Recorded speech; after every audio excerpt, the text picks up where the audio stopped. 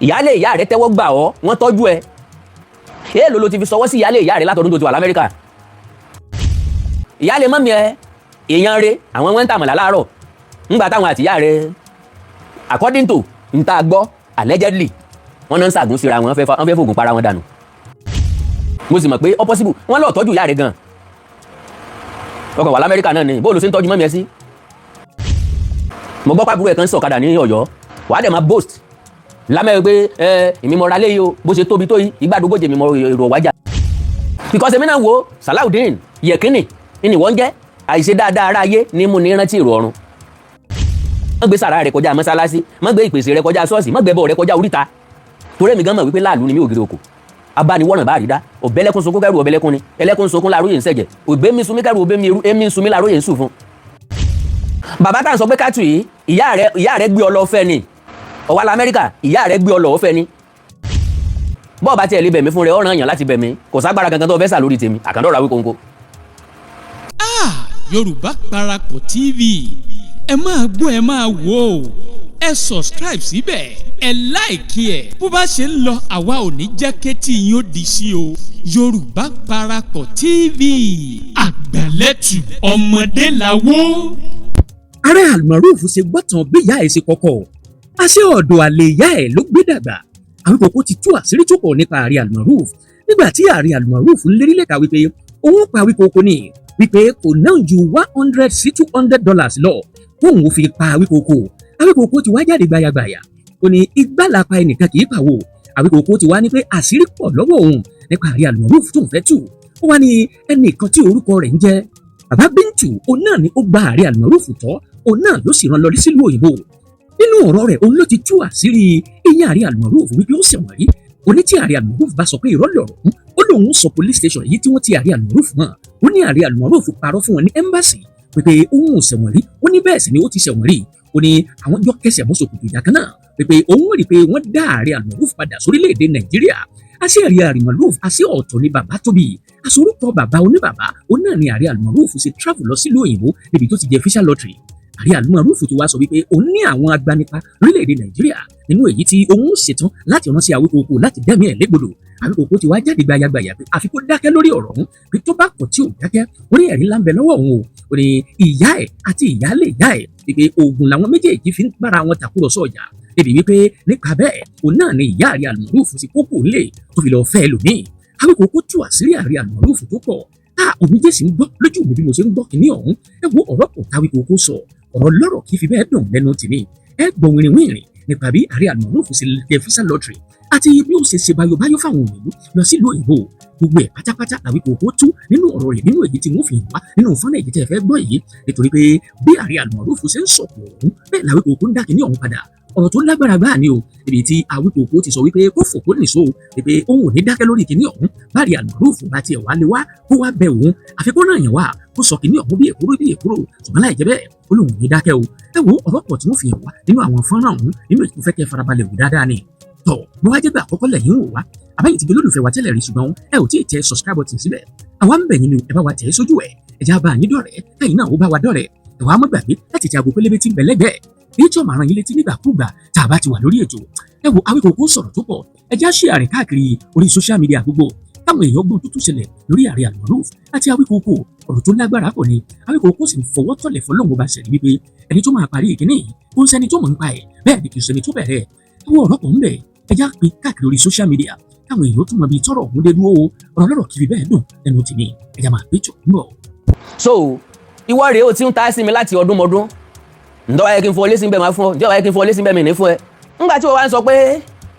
o ti pé 58 tọ lọ́dún mẹ́jọ lọ gbà lọ́ọ̀ mi how old ni ẹ̀gbọ́n ẹ máa ṣe báyìí fún kò sí nǹkan nádà tó fẹ́ ṣe fẹ́mi o àkàndọ̀rọ̀ Awikoko tẹ́ ẹ bá ti play dirty game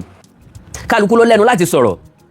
n tí mo sọ lọ ìgbàdógóje mọ́tò pa bàbá ẹ nìkan tí ìbá ṣe bàbá ẹ wàá deny pé kì í ṣe bàbá ẹ so anything ò gbọ́dọ̀ ṣe mí gbogbo mo ní kò ná mi $100 lọ ìgbàdógóje rò wájà yẹn kó wà very very careful ó ní gang ó ní boys ní Nàìjíríà so that means wọ́n lè sọ pé wọ́n fẹ́ ṣe nǹkan fọlọ́dì mi so ẹ bá ń sọ fún bẹ́ẹ̀ gbogbo bó ṣe ń threaten mi yẹn mò ń save ẹ̀ because oríṣiríṣi àwọn èèyàn pè mí Mr. Awikoko ẹ take it easy pẹ̀lú máa yín wà desperate gan o he can do and undo mo wá fẹ́ sọ àwọn nǹkan kan fún categorically wípé the earlier the better tí ọ̀rẹ́ mi Amẹ́ríkà tó bá tètè mọ̀ wípé ibi tágbára ẹnìkan pín sí tẹlòmíì ti bẹ̀rẹ̀. Ọ̀rẹ́ mi Ọ̀wálà Amẹ́ríkà expectation mi ni pé yóò jáde láti face mi kó deny nǹkan tí mo sọ lóòótọ́ ló deny ẹ̀ lábẹ́ aṣọ wípé èmi o àwọn tèmi ń sọ yẹn o family ọ̀tọ̀ ni. So the earlier the better tó bá accept ń pé ó wà 40 mọ́ fọkàn sí pé saint ni ọ́ mọ́dẹ̀mọ́ ni lọ́kàn kó lágbára ju others lọ. Ó wà l'Amẹ́ríkà látọdún tó ti wà l'Amẹ́ríkà èèyàn mélòó nu family ẹ̀ lọ help. Bàbá tá à ń sọ pé kátù yìí ìyá rẹ̀ gbé ọ lọ fẹ́ ni. Ọ̀wálà Amẹ́ríkà ìyá rẹ̀ gbé ọ lọ fẹ́ ni. Bàbá yẹn dẹ̀ gbà ó tọwọ́ tẹsẹ̀ wọ́n tọ́jú ẹ gẹ́gẹ́ bí ọmọ wọn. Ìyálé ìyá rẹ̀ tẹ́wọ́ gbà ọ́ wọ́n tọ́jú ẹ. Èèlò ló ti fi sọwọ́ sí ìyálé ìyá rẹ̀ látọdún tó ti wà l'Amẹ́ríkà.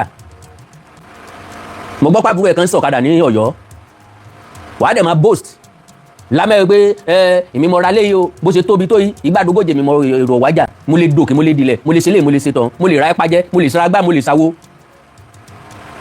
Ok floodgate ni God bless you sir mi ì ṣe grammarian Yorùbá marian lèmi èdè ilẹ̀ káàró òjìrè ó ti tẹ́ mi lọ́rùn kí n má gbé ìbò rárá. So what are we talking about? It is not of my interest to say all this. You caused it all. Ìwọ lọ fa gbogbo ẹ̀ jẹ́jẹ́ mi mo jókòó mi. Gbogbo tí mo sọ lónìí ó ti wà lọ́wọ́ mi as far back as February 2025 or March. Ṣùgbọ́n mi ò ever rò lọ́kàn rí wípé kí tẹnìkan tọwọ́ mi bàjẹ́. Ẹ bá wá ní lọ́kàn láti bà tèmi jẹ́ bí n bá lè rún tiẹ̀ mọ́gi tí mo lè kàn mọ́rin màá kàn o. N tí mo expect ẹ pé kó jáde ni wípé àrájá ó lé o n ṣiṣẹ́ wọn rí. Ó wá ṣe bí ẹni pọ̀ ọmọ bàbá Kátù Salaudeen babó ń baba tó jẹ́ kata sí ọmọ ọ̀sán ẹ jẹ́ ká okókóńkó bá babó ń baba. Because èmi náà wo Salaudeen yẹ̀kínì ni wọ́n jẹ́ àìṣe dáadáa ara ayé ní mo ní rántí èrò ọ̀run. Bí bàbá rẹ bá tọ́jú rẹ dáadáa kò síbi tí ò ti ń ṣẹlẹ̀. Ìyá tèmi náà lọ fẹ́ yàwó lọ fọ́kọ mi torí párúgbó wọn fi fẹ́ bàbá mi mọ bí mọ́ mi ṣe rò ó mọ́ fi lọ fẹ́ bàbá tó dàgbà tó bẹ́ẹ̀ bọ̀ torí pa kádàrá pé mo fẹ́ jáde láti inú ìdílé yẹn bí n bá jáde láti inú ìdílé yẹn mo lè má jẹ́ tí mo jẹ́ ọpọlọ mi lè má ṣí because gbogbo wa jogún eléyìn lọ́dọ̀ bàbá wa. So kádàrá ni Ọlọ́run elétò lọ́lọ́run bí mo ṣe kéré tó mo ti pè yá mi jókòó rí kílẹ̀ rò débẹ̀ ẹni tó ti níyàwó yé báyìí ẹ sì wá dì mẹ́fìt láti lọ fẹ́ mọ́ mi ní kádàrá ni mo dẹ̀ gbà bẹ́ẹ̀ ṣé ń padà sínú kó tó mi bí ni. Ṣùgbọ́n lónìí ńkọ́ ta ni kí n kíkó oríire ìyá mi ni àbí mi gan. Ìgbà tán lóyún mi gbà náà tán bá sẹ́yìn mi dànù ńkọ́ kò ní sẹ́ńtẹ́ mọ̀ pè láwíkóńkó ọ̀pọ̀lọpọ̀ èèyàn míì ni ó tún wà nílẹ̀ tẹ́ mọ̀ pè lónìí ẹni tí ọba sí kò sẹ́ńtọ́ mọ́. So jẹ́jẹ́ mi ni mo dẹ̀ ń lọ mi kì í dédé búyàn bẹ́ẹ̀ yóò bá ti yà lọ́dọ̀ mi. Má gbé sàrà rẹ kọjá mọ́sálásí má gbé ìpèsè rẹ kọjá ṣọ́ọ̀ṣì má gbé bọ̀ rẹ kọjá oríta. Torí mi gan mọ̀ wípé láàlú ni mi ògiri òkò abániwọ̀nà bá rí dá ọ̀bẹ́lẹ́kún sunkún kẹ́rù ọ̀bẹ́lẹ́kún ni ẹlẹ́kún sunkún láàróyè ń sẹ̀jẹ̀ òbẹ́ mi sunmi kẹ́rù òbẹ́ mi eru èmi ń sunmi láàróyè ń sùn fún. Gbogbo òsàní dobi lẹ́rọ̀ bọ́bá kan tọ́ya ariwo gbalẹ̀ gboko gbogbo èèyàn ní dákẹ́ bọ̀rọ̀ àkàndọ̀rọ̀ Awikoko mi ò kí ń dákẹ́ bọ̀rọ̀ torí tí n bá ti sọ ẹyọ kan ńlá sí rìrì ọmọ tú sí náà ni ó sì mọ́ gbé mi wá sí. Lóòótọ́ kò síbi tí ṣe ò sí ìyá èèyàn lé lọ́gọ́ ńbì kan kíṣẹ̀lẹ̀ kan ṣẹlẹ̀ kó tì ìyá wa kú òun bẹ̀ lọ síbòmíì. ń bàbá mi kú ti mọjọ́ ọmọ ọdún 6 sẹ́mi nìkan ni ìyá mi wà bí láyé ni. She has to proceed gbogbo ẹ̀ tó wá síbi bẹ́ẹ̀dì mi mọ sórí mi àwa yìí parọ́ ń tiwa so tó bá fẹ́ fi bú wa àwa gan ti fi kọ́kọ́ búra wa. So kí n má fàsìkò ṣòfò kí n má gbà àkókò yín wọ́n wá ní Ọ̀wálà Amẹ́ríkà wá ó ń forí nǹkan rí mọ́nú fẹsẹ̀ jẹ́lẹ̀ káàkiri wípé òun máa dì pẹ̀ lára òun yóò dẹ̀ máa sọ pé òun ó dì pẹ̀ léèyàn máa mú máa nà ẹran bí òrẹ̀ kọ́ ẹ mú ẹ kì í ẹran bí òrẹ̀ kọ́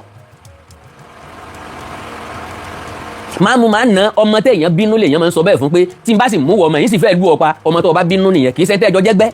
èmi àti ẹ Murphy Mọ̀rúfù ọmọ ẹgbẹ́jọ ni wá 8 bracket lájọ jẹ́ even kọ́ jẹ́ 48 láàrin 50 years to 58 8 bracket ni wá kálò ti lé 60 ní ìsìn another thing àwọn kan sọ wípé 7 years ní 8 bracket no èmi mú 8 bracket dé 8 years dé 10 years tí n bá jẹ́ 50 tó jẹ́ 60 8 bracket ni wá so far tán duwánu ilé kan náà wọ́n lè duwánu ilé kan náà náà láìsí ìbejì adélé ayé la pàdé ọ̀tọ̀ọ̀tọ̀ láàrin wá o ọ̀tọ̀ọ̀tọ̀ láàrin wá o adélé ayé la pàdé o ọ̀tọ̀ọ̀tọ̀ láàrin wá o Ọ̀wálà l'Amẹ́ríkà ọ̀tọ̀ọ̀tọ̀ láàrin wá o so òun láti wà very very careful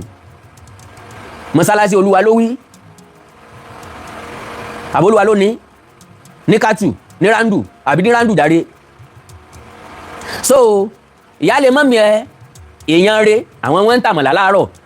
ńgbà táwọn àtìyá rẹ according to nta gbọ́ allegedly wọ́n náà ń ṣàgùn síra wọn fẹ́ fògùn para wọn dànù. Mo sì mọ̀ pé ó possible wọ́n lọ́ọ́ tọ́jú ìyá rẹ̀ gan-an ọkọ̀ wà l'Amẹ́ríkà náà ni bó ló ṣe ń tọ́jú mọ́mí ẹ sí ọ̀wà là l'Amẹ́ríkà. How are you taking care less than 10 years your age group? Yes sir, God bless you o age group jọ ni wá o ló dẹ̀ ń ṣépè fún mi pé àbílẹ̀ kẹrin òun lèmi àti ẹ̀jọ́ jẹ́gbẹ́ bí ẹni pé wọ́n ń fọjú orí gbowó báńkì. Bàbá tá à ń sọ pé Kátù yìí ìyá rẹ̀ gbé ọ lọ fẹ́ ni ọ̀wà l'Amẹ́ríkà ìyá rẹ̀ gbé ọ lọ fẹ́ ni bàbá yẹn dẹ̀ gbà ó tọwọ́ tẹsẹ̀ wọ́n tọ́jú ẹ gẹ́gẹ́ bí ọmọ wọn ìyálé ìyá rẹ̀ tẹ́wọ́ gbà ọ́ wọ́n tọ́jú ẹ èèlò ló ti fi sọwọ́ sí ìyálé ìyá rẹ̀ látọdún tó ti wà l'Amẹ́ríkà. Mo gbọ́ pàbúrò ẹ̀ kan sọ̀kadà ní Ọ̀yọ́ wàá dẹ̀ máa boast lámẹ́ pé èmi mọ ra léyìí o bó ṣe tóbi tó yìí ìgbàdógójì mi mọ èrò wájà mo lè dòkè mo lè dilẹ̀ mo lè ṣe lè mo lè ṣe tán mo lè ra ẹ́pá jẹ́ mo lè sara gbá mo lè sawo. Ok floodgate ni God bless you sir mi ìṣe grammarian Yorùbá marian lèmi èdè ilẹ̀ káàró òjìrè ó ti tẹ́ mi lọ́rùn kí n má gbé ìbò rárá. So what are we talking about? It is not of my interest to say all this. You caused it all. Ìwọ ló fa gbogbo ẹ̀ jẹ́jẹ́ mi mo jókòó mi gbogbo tí mo sọ lónìí ó ti wà lọ́wọ́ mi as far back as February 2025 or March. Ṣùgbọ́n mi ò ever rò lọ́kàn rí wípé kí tẹnìkan tọwọ́ mi bàjẹ́ ẹ bá wá ní lọ́kàn láti bà tèmi jẹ́ bí n bá lè rún tiẹ̀ mọ́gi tí mo lè kàn mọ́rin màá kàn o. N tí mo expect ẹ pé kó jáde ni wípé àrájà ó lé o n sì sẹ́wọ̀n rí. Ó wá ń ṣe bí ẹni pọ̀ ọmọ bàbá Kátù Salaudeen babó ń baba tó jẹ́ kata sí ọmọ ọ̀sán ẹ jẹ́ ká okókóńkó bá babó ń baba. Because èmi náà wo Salaudeen yẹ̀kínì ni wọ́n jẹ́ àìṣe dáadáa ara ayé ní mú ní rántí èrò ọ̀run. Tó bá fẹ́ dèrò Nàìjíríà láì fèrò tó fẹ́ wọkọ̀ fẹ́ dé Nàìjíríà kó tó threaten mi. Sọgbọ́ ìfẹ́ play first note ni o so kọ́ ọmọ tì mí débẹ̀ gbogbo àwọn ọ̀rọ̀ tó ń sọ mò ń tọ́jú ẹ̀ bó ṣe náà máa bẹ́ẹ̀ sunkún yẹ bóyá kọ́dún ìwé tó parí náà possible kan bọ́ sunkún.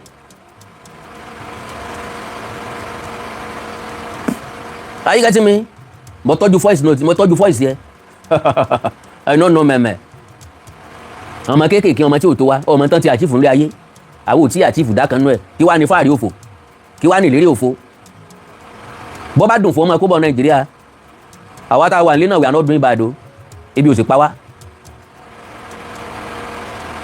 a lè mọ́ ní tẹ́ ní agbogbo òlé ní nǹkan kan náà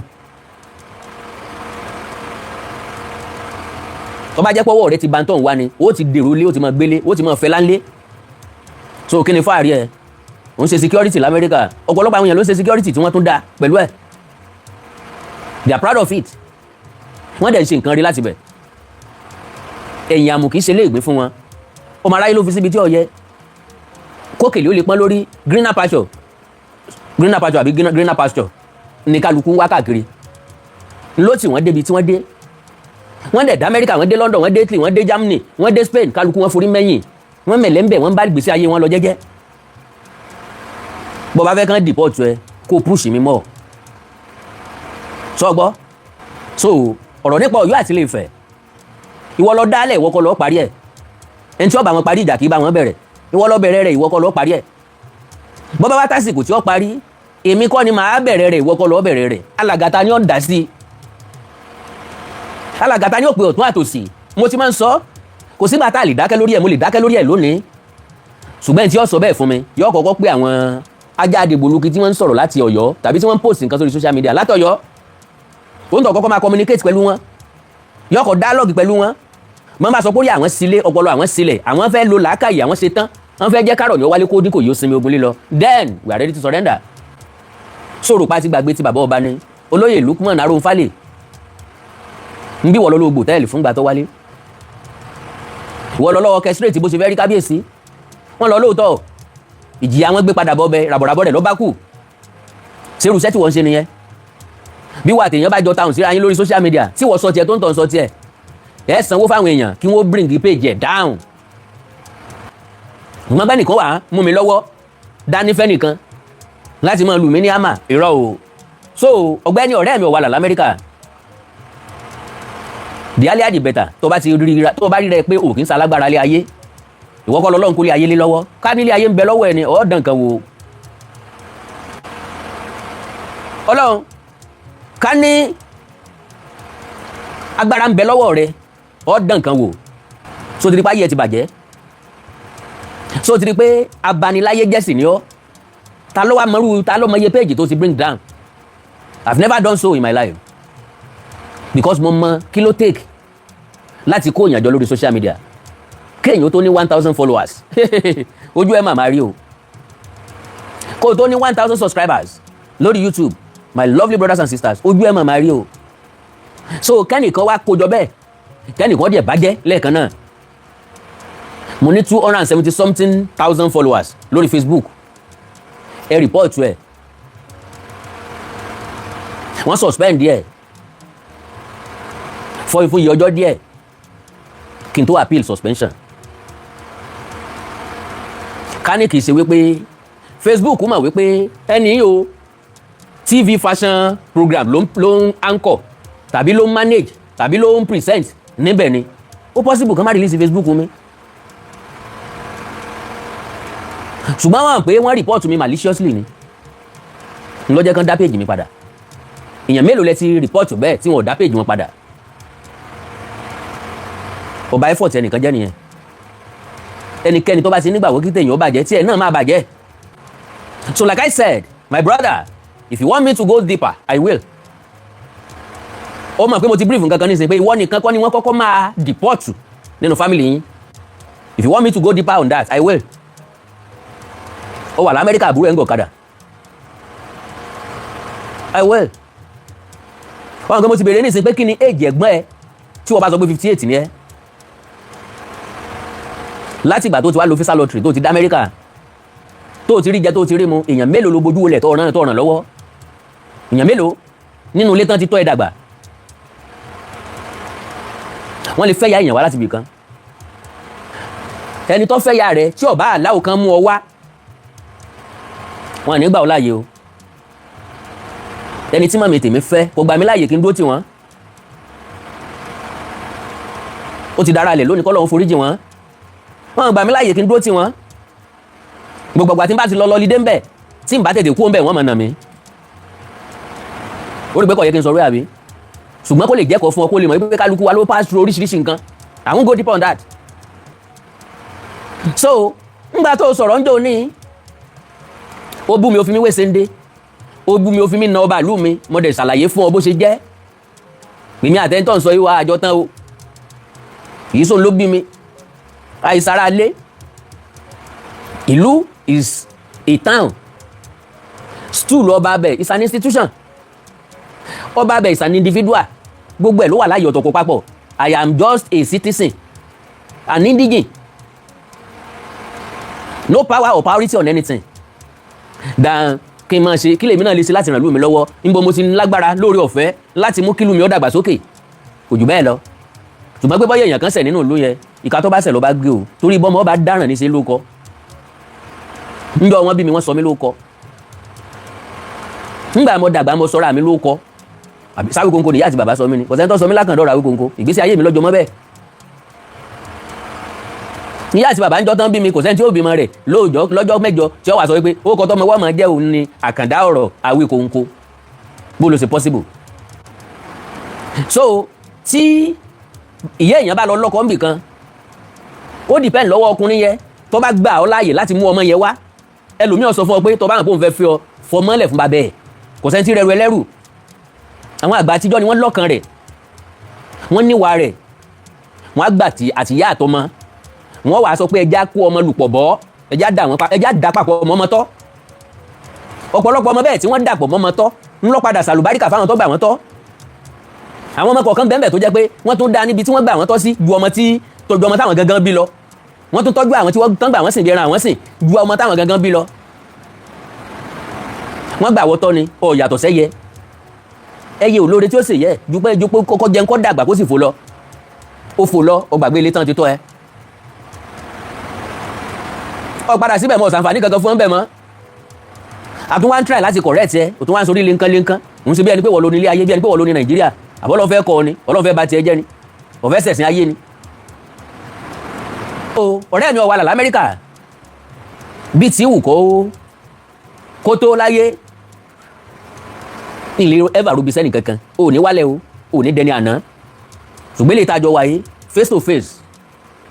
àjọ face ara wa dáadáa má fi ọlọ́pàá halẹ̀ mọ́ ìmí mọ́ táyé ẹ̀ ó fi parẹ́ má fi ilé ẹjọ́ halẹ̀ mọ́ mi mọ́ táyé rẹ̀ ó fi parẹ́ má dúnkokò mọ́ mi má take a stretch má dẹ̀ report ẹ̀ fáwọn necessary authority and if you push me more I will file against you pé o ti ṣẹ̀wọ̀n rí Nàìjíríà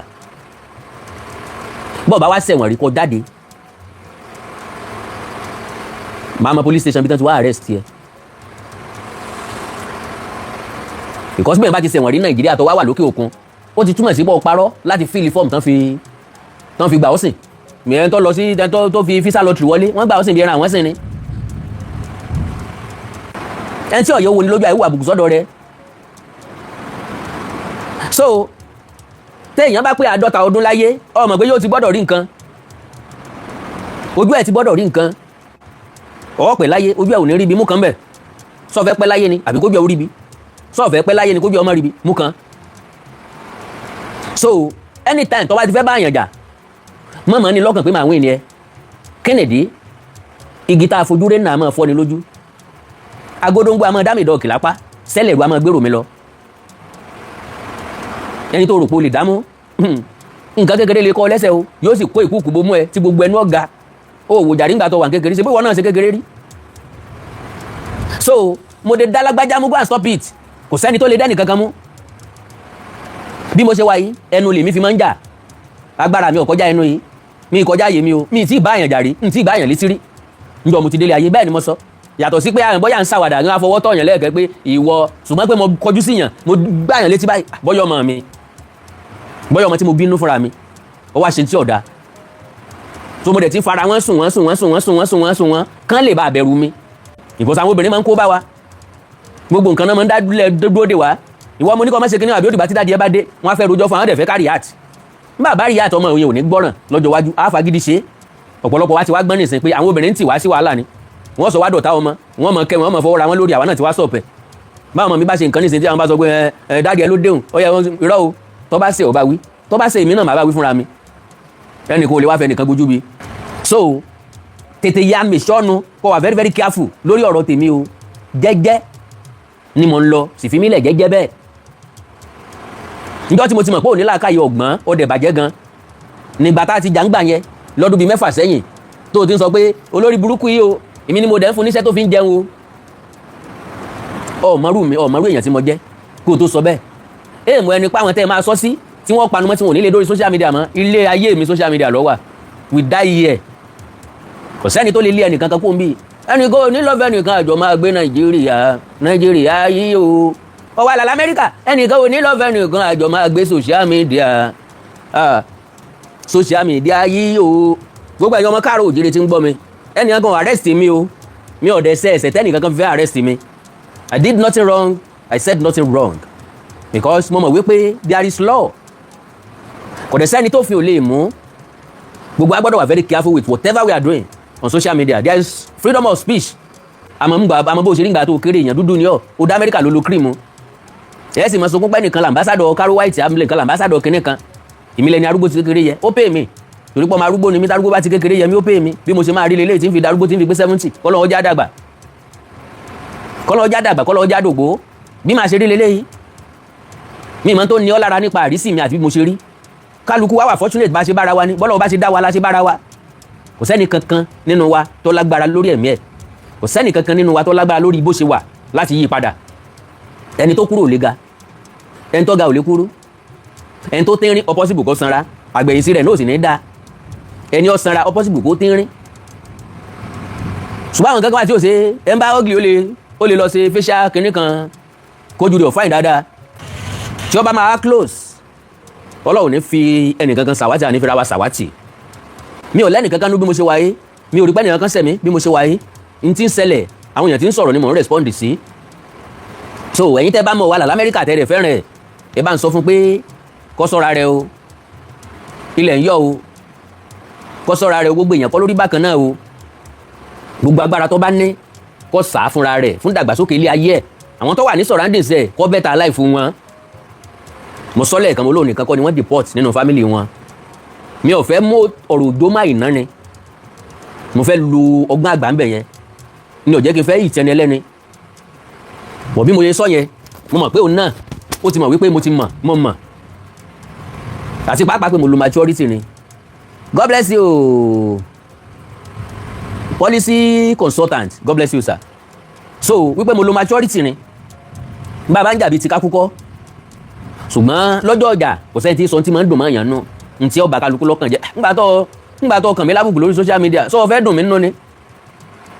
tó lé mi kí lọ́jọ́ orí mi tí mo ti rí dáadáa bí ọbẹ̀ ọlọ́kà ńgbọ́ bá sọ pé rùmí rí dáadáa bí ọbẹ̀ ọlọ́kà bó ní wọ́n ṣe rí ìgbìyànjú brother mi God bless you mi ní wáìtì a ní wàrà wa sì lágbára Ọlọ́run ọ̀rẹ́ rẹ̀ wà lá l'Amẹ́ríkà wọ́n ní ó sọ pé òun máa dí pẹ̀lú mi òun máa treat fọ́kọ̀pù mi so torí ẹ̀ ló jẹ́ kí n jáde because lára wọn ti ń sọ wípé wọ́n arrest mi àwọn èèyàn kan ń pè mí léraléra ni Awikoko gbọ́ kí ló ṣẹlẹ̀ ń gbọ́ pé wọ́n arrest ẹ ọlọ́mọ ní járí wàhálà ìgbàdógójì rò wájà mọ́ àwọn òwe kí mo sọ tán fẹ́ arrest mi lórí I said nothing wrong now live and direct mi lè rí kò sẹ́nìyàn kan tó arrest mi eléyìn láàyè ọ̀tọ̀ àwògede ń gbé ọ̀rẹ́ mi ó wà l'Amẹ́ríkà expectation mi ni pé yóò jáde láti face mi kó deny nǹkan tí mo sọ lóòótọ́ ló deny ẹ̀ lábẹ́ aṣọ ń pé èmi o àwọn tèmi ń sọ yẹn o family ọ̀tọ̀ ni ń pé àwọn family yẹn tó bá máa take step wọn á bólódì mi sunkún mo wá fẹ́ sọ àwọn nǹkan kan fún categorically wípé the earlier the better tí ọ̀rẹ́ mi Amẹ́ríkà tó bá tètè mọ̀ wípé ibi tágbára ẹnìkan pín sí tẹlòmíì ti bẹ̀rẹ̀ because I could see him always boasting on social media kò ná mi ju $100 lọ kò ná mi ju $200 lọ kò ná mi ju kinní kan $1 lọ wọ́n máa wá ẹ wọ́n máa táṣìírí ẹ wọ́n máa ṣe nǹkan kan ẹ bá ń sọ fún un wípé ó implicate ara ẹ o because oríṣiríṣi àwọn èèyàn pè mí Mr. Awikoko take it easy pẹ̀lú máa yín wà desperate gan o he can do and undo ó ní gang ó ní boys ní Nàìjíríà so that means wọ́n lè sọ pé wọ́n fẹ́ ṣe nǹkan fólódì mi so ẹ bá ń sọ fún bẹ́ẹ̀ gbogbo bó ṣe ń threaten mi yẹn mò ń save ẹ̀ so anything ò gbọ́dọ̀ ṣe mí gbogbo mo ní kò ná mi ju $100 lọ ìgbàdógójì rò wájà yẹn kó wà very very careful kálukú ló lẹ́nu láti sọ̀rọ̀ yín tí mo sọ lọ ìgbàdógójì mọ́tò pa bàbá ẹ nìkan tí ì bá ṣe bàbá ẹ wàá deny pé kì í ṣe bàbá ẹ tí mọ́tò ò bá dẹ̀ pa bàbá ẹ wàá jáde pé kò pa bàbá ẹ nígbà family mi ló ń dárúkọ kò sí nǹkan tó kàn mí pẹ̀lú family kankan family tí ì bá ti sáwọn kan deny pé kì í sáwọn ṣé family mi náà ni ó ń rajà olè bọ́ọ̀ bá ṣẹ̀wọ̀n rí jáde sọ fún everybody pé ó ṣẹ̀wọ̀n rí tó bá lọ ṣẹ̀wọ̀n rí because n tí bọ̀ báyìí ò mọ̀ ni wípé ó ń lọ wà lókè òkun èmi kọ́ ọmọ wà lókè òkun ó dàbí nǹkan ó fẹ́ wálé ó fẹ́ kúrò níbi tó wà hàn ó fẹ́ wá tọ́ omi ìyá Nàìjíríà mú díẹ̀ ó fẹ́ wá tọ́ wò díẹ̀ because I have nothing to lose gbogbo eléyìí tí dẹ̀ mọ́ ń sọ ìgbàdógójì rò wájà tó o bá lọ fẹ́ arrest èèyàn o lè sọ pé kálọ́pàá arrest èèyàn wọ́kọ́ lọ́wọ́ arrest mi fún rẹ jẹ́ kí lèyìn ọmọ wọnú skull ẹ̀ dáadáa ìwọ́kọ́ ló máa arrest mi tó o bá arrest mi tí n bá dé police station ìwọ́kọ́ ló sì ẹjọ́ tó kù ní kóòtù adájọ́ ló lè léyìn ní tí wọ́n specialize lórí tí wọ́n nìyẹn bí ó bá dẹ̀ sẹ́jọ́ wọn ò ní ṣiṣẹ́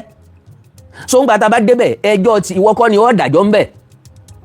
so ẹ bá ń try láti sọ fún un lóòótọ́ bàbá kátù tí mo sọ ń kọ́ ló bí ọ̀rẹ́ mi ó wà l'Amẹ́ríkà ṣùgbọ́n kọ́ mọ̀ mẹ́ẹ̀ ni báyìí ni mo ṣe tí mo fi mẹ́rin ìsìn jẹ́ wọ́n á máa yanjú ra wọn lọ ìmú lágbájá ń fẹ́ lupa ó tí ì mọ̀ bóyá o lè dá máa bó o lè dá mú ìwọ nígbàgbọ́ pé o láwọn boys ìmí ní gbogbo ọmọ káàró òjíire mẹ́ńtọ́ ń bá jà ní gbogbo ọmọ káàró òjíire ló ń bá jẹ́ mi Awikoko kọ́nà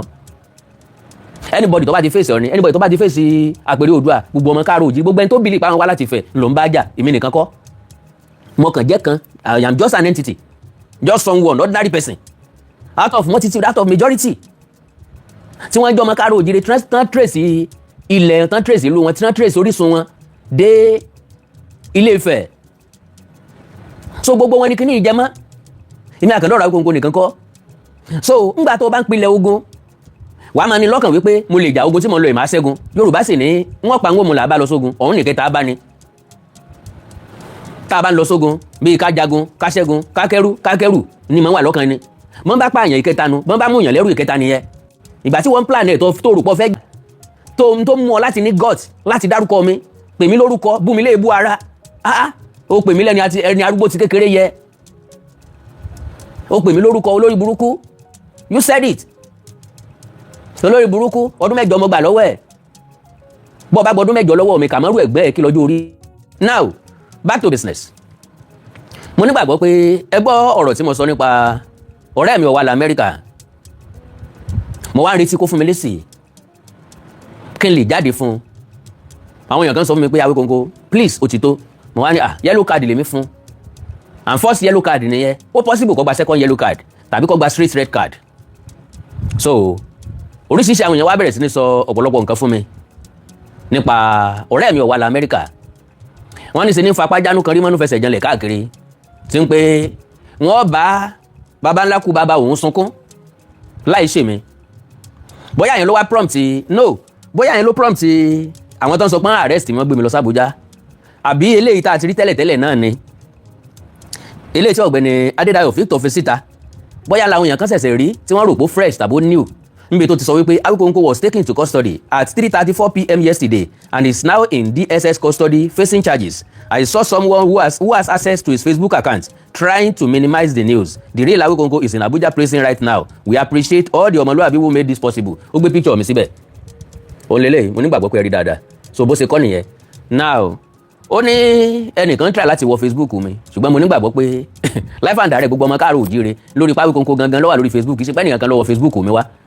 So ìkànnì ilé tó fi síta nìyẹn ẹlẹ́ẹ̀kejì ló gbé picture èmi àti woman yìí sí.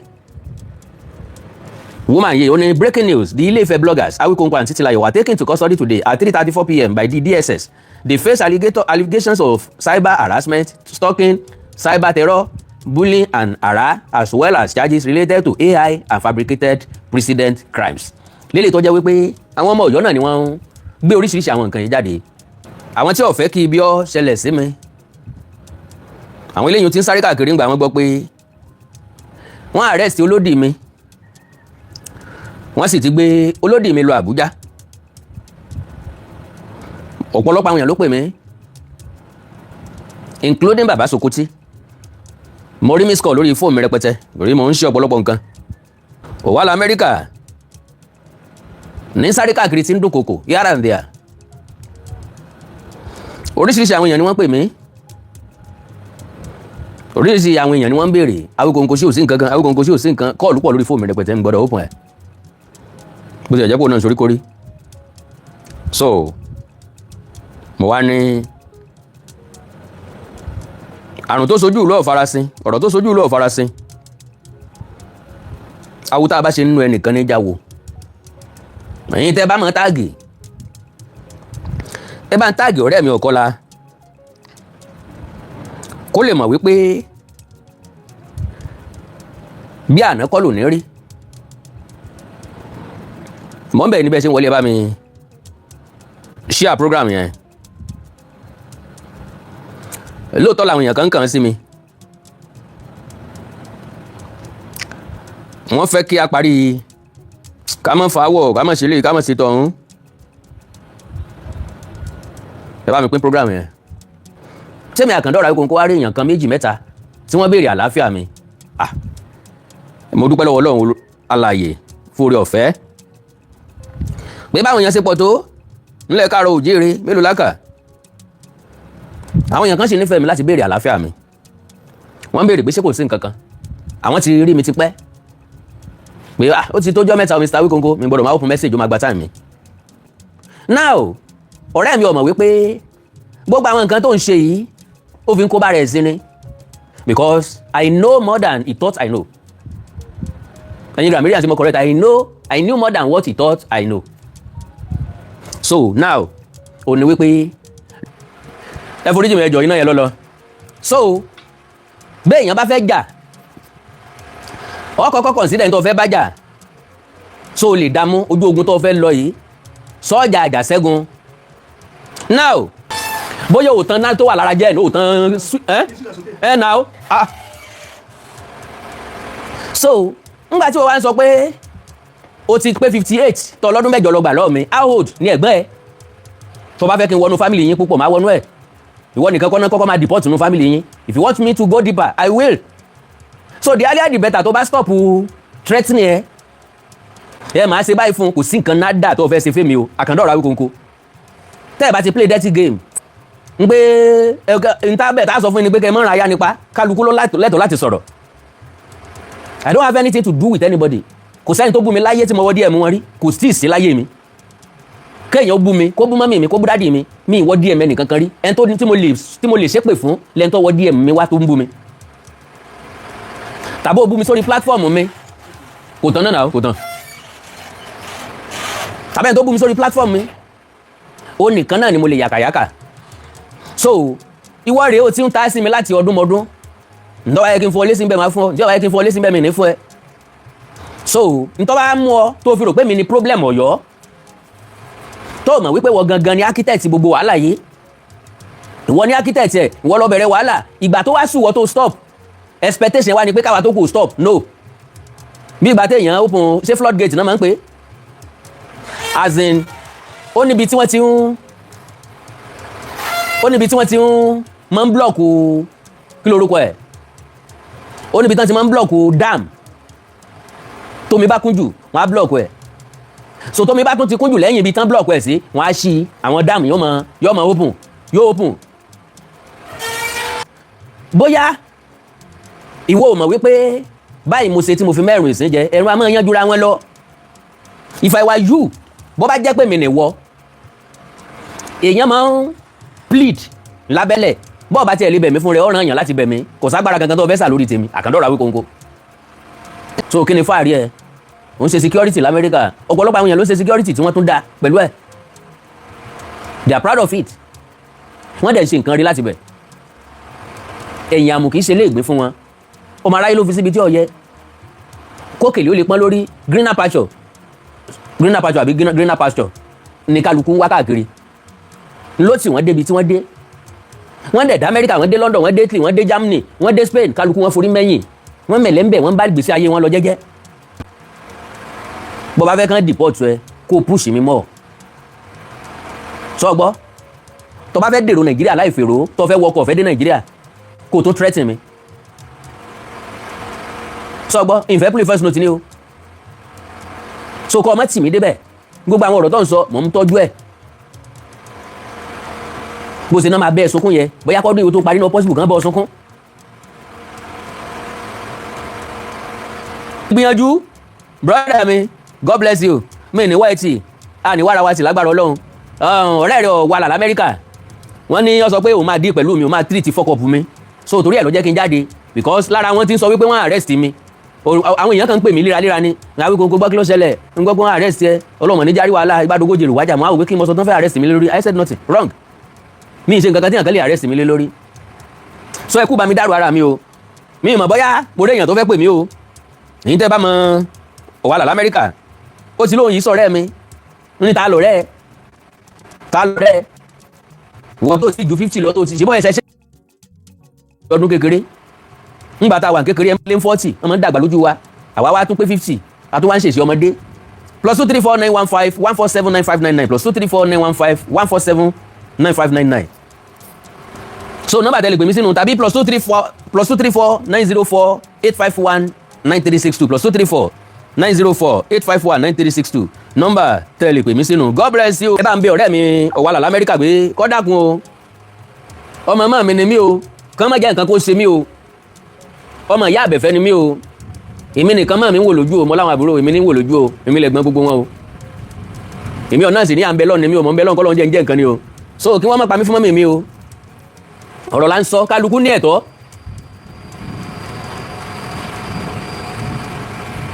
Kálukú ní ẹ̀tọ́ láti sọ̀rọ̀.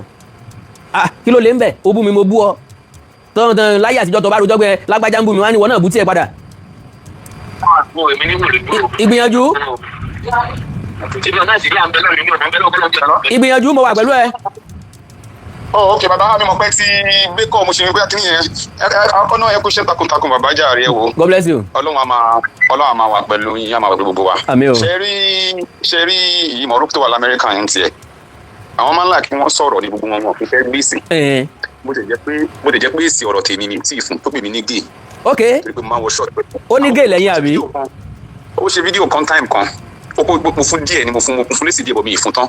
Ó ní gay ni mo wá rẹ́rìn pé díọ̀ tí mo yàn ò jọ mí lójú náà.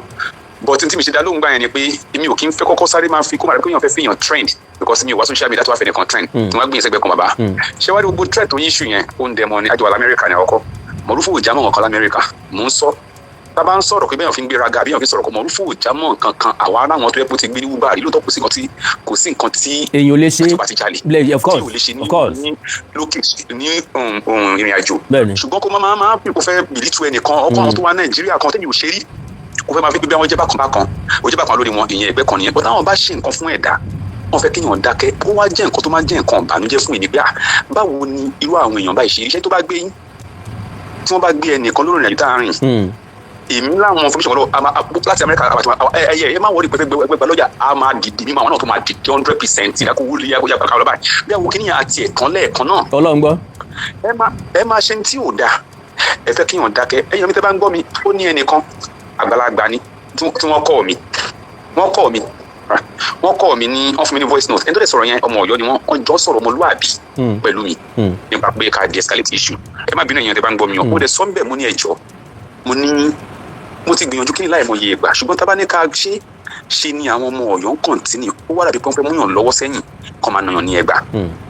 Ọlọ́run ló ní kí n ní sùúrù fúnjọ́ méjì wọ́n fire hàn nítorí pé wọ́n ti ní mission and then nípa pé wọ́n ní ó jalè kọjá ní Nàìjíríà èmi tí mò ń sọ̀rọ̀ yìí mo ní mo ti gbé sùúrù lérè mo ti gbé ní ọ̀gá mbàsí bẹ́ẹ̀ ni mo ti gbé ní Randua Avenue gbogbo eré àkàkẹ́ lóko tó gbé yẹn mo ti gbé ní hospital wà ní Randua Avenue mọ́ṣáláṣí wà lórí street yẹn báyìí bẹ́ẹ̀ ni gbogbo mọ́ṣáláṣí wà ń bẹ̀ community center wà ń bẹ̀ gbogbo àwọn ṣẹ́tà làwọn gbogbo àwọn bá kólé mọ́ làwọn náà mo ṣe ní mo dàgbà sí